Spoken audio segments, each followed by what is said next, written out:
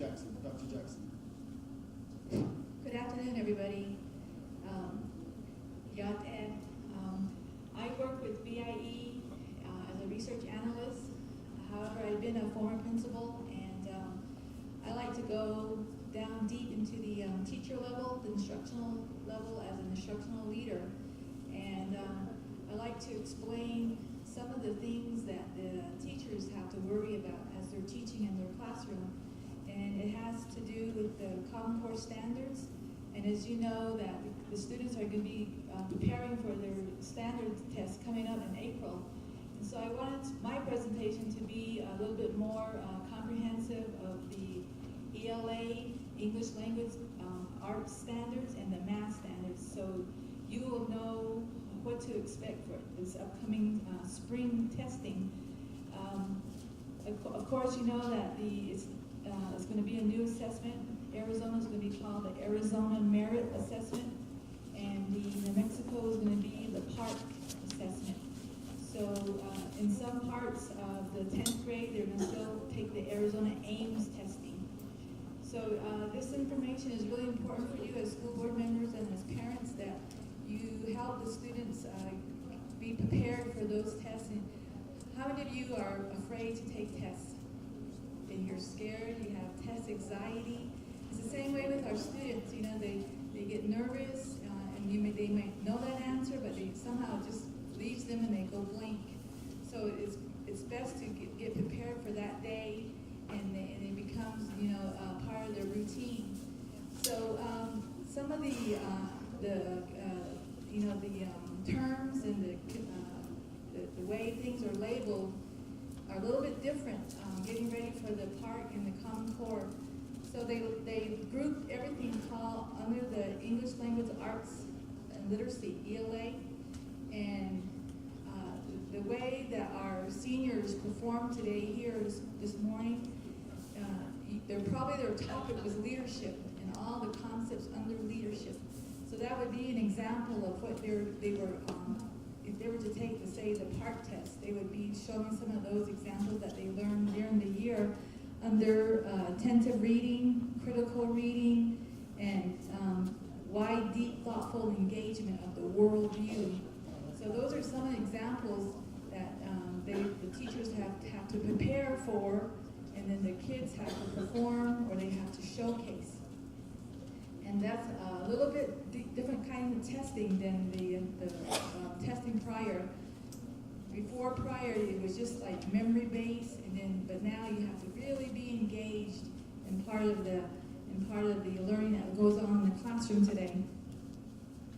And so there's a responsibility, a shared responsibility for them to really understand literacy, and that literacy consists of speaking, listening, language, and then in our case, the Navajo language and the English language is going to be really important.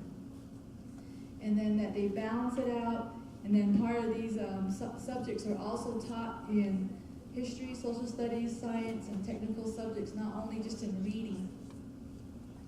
So if you look at that, they're getting ready for, this whole thing is based on getting ready for college, and then that they have college and career readiness anchor standards for reading, for writing, for speaking and listening, and for language.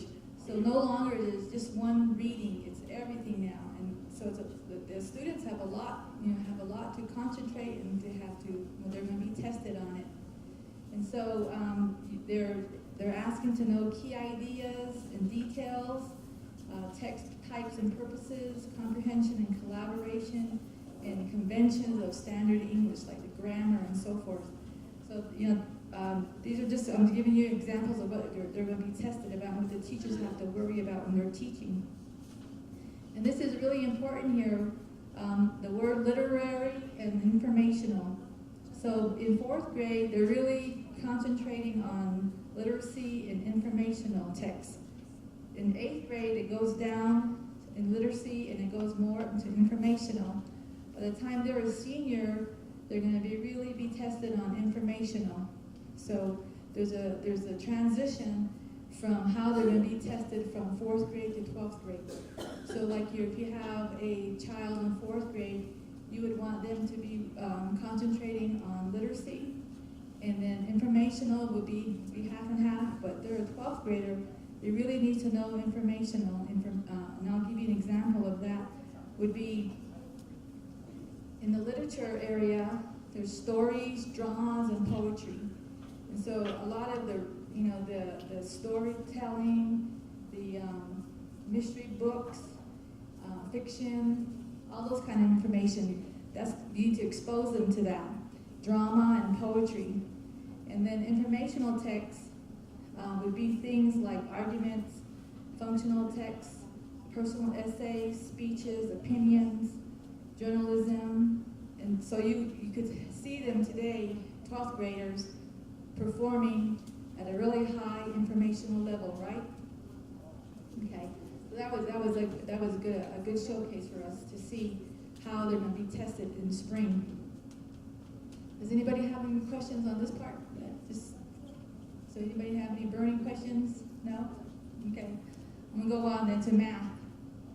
Well, let me give you an example of how our students did in the past AIM spring testing last year. And there's 3 areas again. There's reading, literacy text, and informational text. Okay, so they're called strands. And Dodie asked me to go deep into the strand and concept level. And that's why I wanted to give you an idea of how we look at them. And these are the grant schools that are being funded. You know, they're giving at there's 10 grant schools being funded, and these are the 7 of them that I analyzed the data for. And I'm not giving you the school names, so we just want to keep it neutral. And this is their current status of last year's testing. So here's the points possible in grades 3 through 8 under strand 1 reading. And if you can see that, you can see how our students are doing right now. And the 24 up here is possible in 3rd grade. And you can see that this school here is at 10, 14, 9, 12, 10. So we're like halfway, half 50% or less of a mastery level. And you can start understanding some of the things that I talked about earlier, where they got to know reading, and it can show you how our students are doing, and they're not doing so well. You really break it down, and then here so see how 8th grade they're not really tested on reading, but they are tested really high in 3rd grade, 4th grade. So that tells you this is informational. I mean, literacy, right? Literacy text here. And they're not doing too well. So their reading foundations have to really be understood in the beginning, because later on they're not going to be tested in it. Okay, later on in the upper grades, literacy text, if you can see there, is not so tested so high in the 3rd, 4th, 5th grade, but it's tested really high in the 6th, 7th, and 8th grade, going into the literacy text now. And you can see of 12 possible, look at our 3rd graders, there's 6, 4, 9, and in our 8th graders, out of 18 possible, they're 10, 9, and 7. So it gives you an idea of their foundations in literacy text. Okay, so then in the informational text, again, you can see that it's really high in the upper grades and not so high in the lower grades. And then out of our 27 possible in our 8th graders, there are 13, 11, 11, and 11. And those are our grant schools right now that are out there. This is last year's information. So that tells you how much more effort they got to put in to get to this new Arizona Merits test. And then for the New Mexico students, it's going to be even harder because they have to do a computer-based parks test. Okay, so then we go on. Does anyone have any questions on English language and arts? No? Okay, so we'll go on to the concept, which is really deep levels. And right here, I don't want to go, but I just want to give you an example.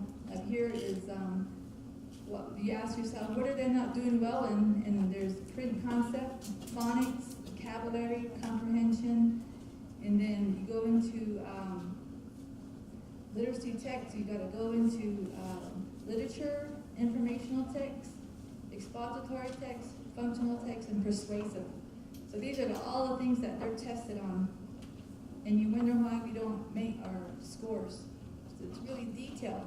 So you have to give a lot of praise to those teachers that go really deep into reading.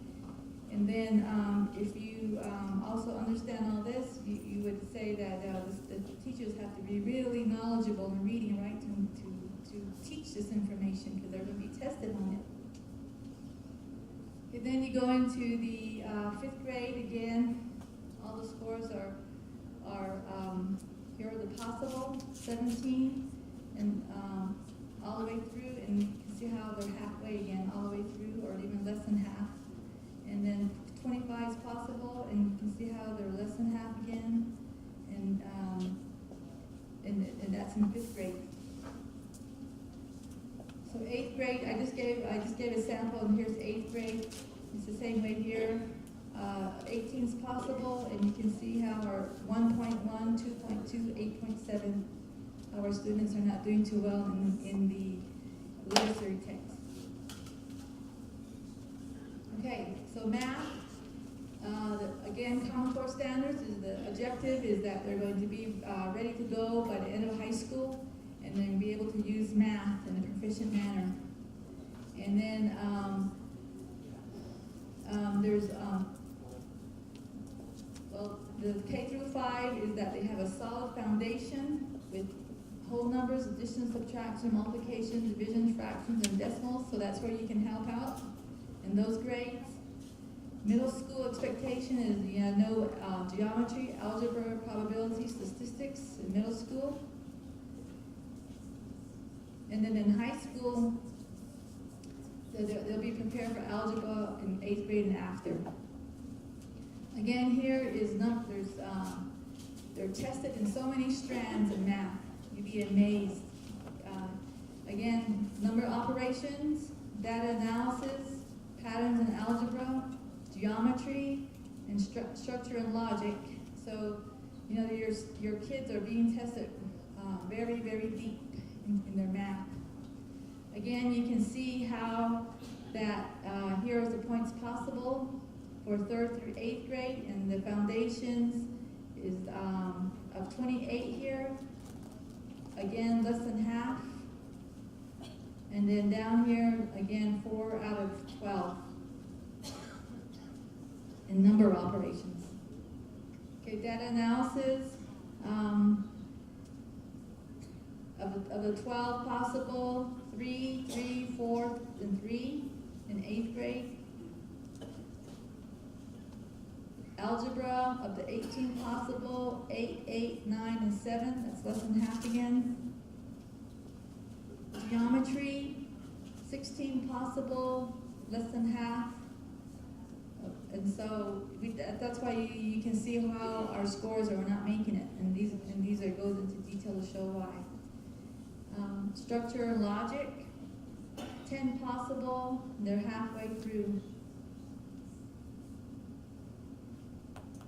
And then again, detail, these are concept levels.